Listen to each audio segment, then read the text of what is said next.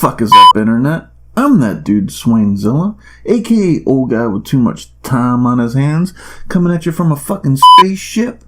And this is the reviewer. You may be shocked to hear this, but I'm actually not a legitimate film critic. Yeah, it's true. I've actually never taken a class, never read a book, or even skimmed through an article related to film education, anything, ever. But I have recently adopted sharing my thoughts about stuff on YouTube as a hobby. So why not throw some of the movies and shows I watch into the mix? Let's talk about the 7th episode of Andor. In case this is the first time you've watched one of these Andor review videos of mine, I'm a pretty casual Star Wars fan. Like, I've watched all the movies except for the Last Jedi. I've watched a lot of the shows, the Disney shows, but I don't know anything about the comics. I don't know anything about the books. So I've watched Rogue One, but I watched it once when it first came out. So I don't really know how. I have an idea of how this show lines up with that movie, but I mean, I'm gonna be clueless about a lot of the names and who these characters are. I'm just gonna tell you what I think about the show. And I just want to talk about the viewership of this show, because apparently it's not performing very well, and I really don't understand why. People are just sleeping on it. Like, I liked Obi-Wan. I watched The Mandalorian was good. Season 2 wasn't as good, I don't think, and Boba Fett was pretty eh. But like, this show's on a different level. Like, clearly this show's on a different level. And I'm just thinking about the possible reasons why people aren't watching this show, and my first thought is there's no Baby Yodas, right? There's no, like, other than the droids, which they've kind of like shelved for most of the time. You only get a little few interactions with that red droid of Andor's, but yeah, there's no like merchandise. There's no like nothing that, like, you know what I mean, gets casual fans interested. I mean, I'm watching it because first I saw it was on the horizon, and I figured I'd do a review series of it because I like watching these shows, and I didn't really know much about it. And then just like recognition, I feel like this show, there's really nobody. Like Mandalorian, you have Baby Yoda, plus you have the Mandalorians who look recognizable. They look like Boba Fett. And then you have Boba Fett, who's Boba Fett. You know what I mean? Like, there's like that recognition. Oh, I've seen this character in the ether, so it draws in people that wouldn't normally watch these, like, almost prequels. I mean, setup stories or whatever. I mean, they're just trying to, like, explain how we got to certain points, which is pretty cool. And then Obi-Wan, I mean, it's not only is like a famous Star Wars character, but it's fucking Ewan McGregor. Like, like, what the fuck? People are gonna watch that shit. And it might be too well done. I mean, do Star Wars fans really want like gritty realism? Like, is this too highbrow for Star Wars fans? That maybe Star Wars fans just want to see, you know what I mean? There's no lightsabers, there's no Jedi. It's just, you know, we're getting some aliens here and there and some fucking retro droids, but there's, you know what I mean? We're not getting any, like, I've got the one little spaceship chase, but that didn't last very long. You're getting blasters, but you know what I mean? You're missing that zoom, you know what I mean? And the zoom. People love that shit. That's Star Wars shit. Maybe people are missing out on it. And it's making them fucking sleep on the show. I'm just glad I'm not missing out on it. It's probably like, I think it's my favorite show. Like, been watching the Game of Thrones show too, which is pretty good, but this I look more forward to this. And what I like, I just love these characters. I don't think any of these characters are boring. They're so interesting. I'm like intrigued by where the plot's going. Like, I feel like I'm definitely ingrained in just intrigued. What do you call it? I'm not obsessed. What's the word? Invested. I'm just invested in what these characters are doing. We got the dealer and the secretary, and you're just like, what are these people's real connections? Like, he said the connections have already been made. Like, who are these people connected to? Where are they on the food chain? Like, you almost thought that they were kind of calling the shots. You knew that they weren't, like, riding solo, but you didn't know. Now you kind of got, like, a feeling that there's, like, a whole network that these people are on some rung of power. I don't know. I mean, they're like, we have to go kill Andor now. Like, what the fuck? The senator, like, here she is, like, having this, the espionage. Like, I didn't realize that she wasn't in on the robbery. Like, that she didn't know. I was pretty surprised that she was surprised that it happened. Like, and that she automatically knew. She did automatically know who it was. So maybe she's a little pretending not to want to know kind of situation. But she's definitely interesting, that's for sure.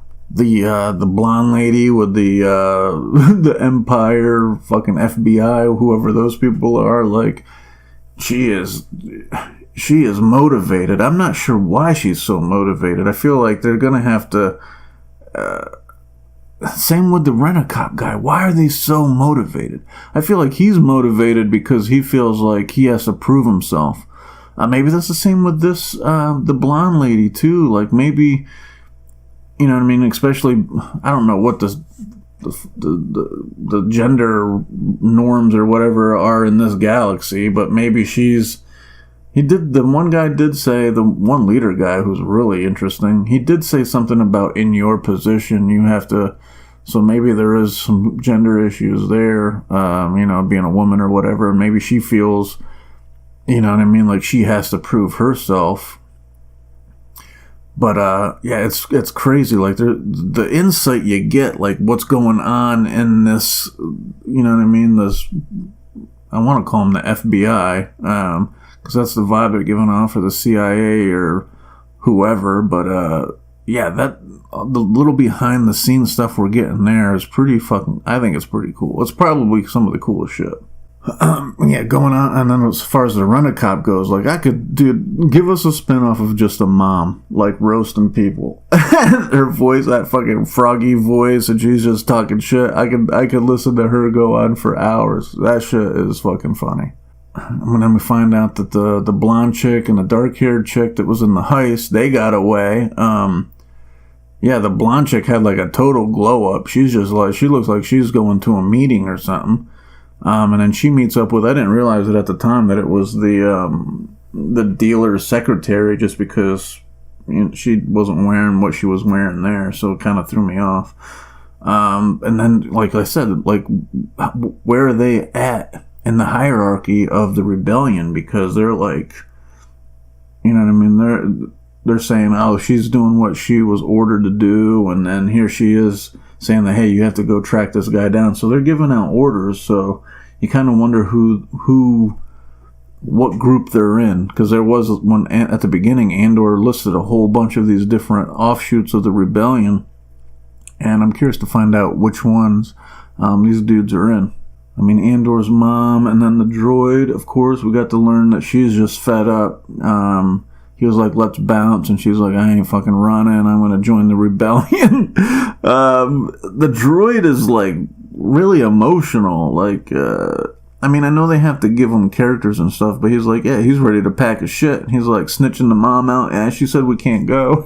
So I'm surprised they're not showing more of the android. I feel like that's something that would get, like, casual viewers more interested in.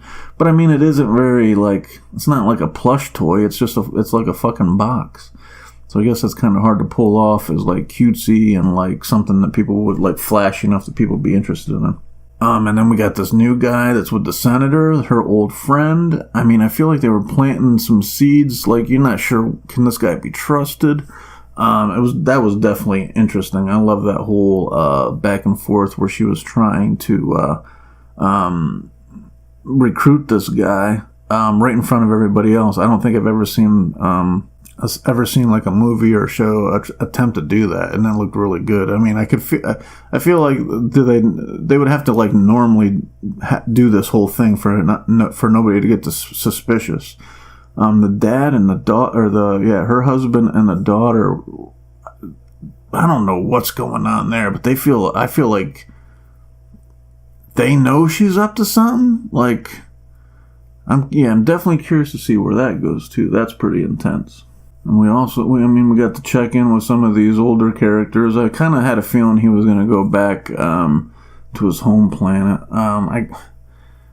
The mom, the droid, and then of course the mechanic chick, who we find out that they had like a thing going before, which is a little like cliche, I think. But and then we see the whole like fallout, like that the fucking Empire is on scene, like him escaping from those rent-a-cop dudes. Like, now the stormtroopers are fucking marching through town. Nobody can leave their houses. Like, and they're blaming him instead of the guy that snitched them out, which is kind of fucked, but that's how things go. We finally got a reference to like the pseudo dad, the black guy. Although I feel like they purposely didn't show him getting blasted, and then just showed him hanging. I feel like there's going to be something in between. We're going to get a flashback to find out, like they captured him or something, and then something else happened. There's got to be more to that, if I'm guessing. I feel like that they kind of like are just kind of teasing a couple things, and then it's going to be like something that is going to motivate him to join the rebellion somewhere along the line here. I mean, if he ever gets out of fucking jail, which was an interesting turn. The plot, like I kind of knew that Andor was going to go back and reconnect with his home planet, which was kind of like a risky move, but I kind of knew that was going to happen. The tension between the senator and the dealer, like I said, I was kind of surprised that she didn't know. That she was surprised, or she knew that it was him, but she wasn't part of the plan, which is kind of surprising. And so that tension there, you kind of wonder what the motivations are. Why didn't they trust her enough to let her in on what was happening? I'm sure this rebellion thing, when they're starting out, like even like when she was trying to recruit that old friend of hers, there's got to be like, you got to be careful, because anybody can be one of these fucking Imperial fucking spies and shit. It's fucking intense for sure. I mean, the fucking Empire they're not playing. Like they're gonna tighten the grip. Like they are not playing. They're gonna definitely show some force, hope, and try to catch whoever fucking did this, so that they can make an example of them. So I feel like there's some stakes, because you feel like these motherfuckers are cutthroat. They are not playing. Like the dealer guy was saying, this is what he wanted to happen. Like how the citizens are reacting to the heist, and then reacting to how the Empire is reacting to the heist is like, I guess this is the screws turning to make, you know what I mean, these people join up, gang up, and start the rebellion. I mean, now they have some loot. The senator, if this dude isn't some kind of fucking sketchy, she can trust this guy, she's going to try to get some more loot from this dude so that they can, I mean, they probably don't have, I don't understand. It'll be interesting to see how, like, the Empire are, like, so in tune. Like, they can get to any planet like that and investigate shit. How does this rebellion start up? Like, how do they have enough space to, like, get ships and you know what I mean, bases and all that? That's kind of what I'm hoping we find out. Probably not in this season, but if they do come out with a second season, we'll probably find out a little bit more about where did it come from. Like these robberies, or they just keep pulling off these robberies? I feel like they're going to get harder to pull off security wise. Just the world building, like the senator's party, like just the way it was just so immaculate. Like the room was big enough where they could move around and they could have this dialogue. Like I think it flowed great. I was never really confused where things were, even though the rooms and shit, the whole area was just giant. I just love how they're doing that with the city, like how they have that, and then they have the fucking lower levels where the Rent-A-Cop and his mom are living, like the way I guess it's Coruscant, I guess that's what they're calling it. Yeah, they just make that shit look so legit, for sure. And like where the Rent-A-Cop ends up working, the statistician place or whatever, how it's just like, just desks, like, it kind of reminds me of how they have like the fucking Congress or whatever it was in like the prequels where they're like floating around and there's just so many senators and shit that the scale is so big that they just have to fucking stack things on top of each other almost just to fucking, because there's just so many people. It's pretty, the scale, that's what it is about this show, is you get the grittiness of like the fucking rebellion, and then you just get the scale of the empire. Like they're just everywhere. They can be there in like a fucking, you know what I mean, like a snap of a finger. They're just, it's crazy.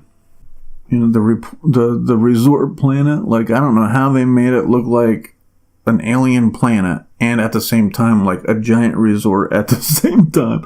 Like between the outfits and just kind of like the props and stuff, I just love how they include all these tiny little details, which makes the whole picture seem fuller. You know what I mean? You're just like, but it doesn't, everything's kind of like subtle in a way. You know what I mean? I just love how, I don't think a lot of times these shows, when they have like these little details, they like purposely are trying to show it off.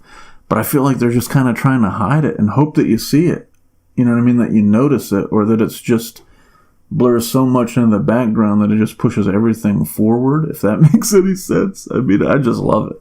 And we still have some loose ends, like we don't know what happened to the lieutenant guy, the turncoat that was on our side. Like, they blasted some people, but he wasn't on the ship, so I mean, there's going to be witnesses to see that he helped them rob the place, right? Or maybe he'll play it off like he was held hostage or something. I don't know. I'm curious to see how that plays out. The ex-stormtrooper dude, like, he got shot, but is he dead? Are they gonna fucking interrogate him? Is he gonna end up snitching? That's pretty interesting. I'm definitely looking forward to see where that goes. And like I said, like, I feel like there's still something with the dad. Plus the sister's still out there. We don't know what's going on with her. The only thing I didn't love, like I mentioned before, the mechanic girl, like, it's just a little kind of cliche, a little predictable that, of course, they had a relationship. That's why dude snitched, was because he was thinking, oh, damn, this dude's trying to steal my girl or whatever. And so that's why he told. But I mean, of course, you get the fucking main guy and then the most, like, attractive, like, local girl. And then, of course, there's, like, a relationship going on there. And I feel like, and then the whole, just get out of here. You know what I mean? And all that kind of stuff just seems a little cliche. And it makes me feel like down the line, this chick is going to play a role in saving his ass. Maybe she somehow finds out that he's the one that's locked up. I mean, he was hanging out with this other girl, though. I hope she doesn't find out about that. That's interesting. I mean, I guess that was a little disjointed for me, too. I mean, I love the planet, but it was just weird that he's like, I was supposed to know who this chick is that he was with. What was going on there? He went to the store, but I don't know. That kind of seemed a little disjointed. At first, I thought it wasn't, like, real. I didn't know what to make of it. So maybe it isn't real. I don't know. I guess we'll see going forward. But I think she's probably going to save him from something and then die immediately. And maybe that pushes him even further into the rebellion or something. I don't know. But I feel like that kind of loss, you know, I just feel like that romantic relationship stuff, they definitely try to play that for everything they can in any kind of show. But they're definitely going to do that in this one because it's easy. But my overall thoughts, like, I love that I started watching this show. I'm glad I decided to do these reviews, because then I get to, like, watch the show, think about the show, learn more about, like, because I watch, like, the Screen Crush Easter egg, episodes on YouTube before I make these videos, just to get, like, a refresher on what exactly happened, because sometimes, you know what I mean? Like I said, the shit is so intricate and there's so much stuff going on. They're trying to interchange all these different, like, story threads. But yeah, I'm curious to see do we find out any more about the dad? Do we get anything on the sister? What's going to happen with the girls from the heist, the mechanic chick? Like, maybe the mom gets killed, and that, like, how's Andor get it? There's a whole lot of questions going on. And I just hope that, whatever is going on with the viewership of the show, that if they do have a second season planned, that they get enough viewership, that we get to continue the story, because I am, like, engrossed in it.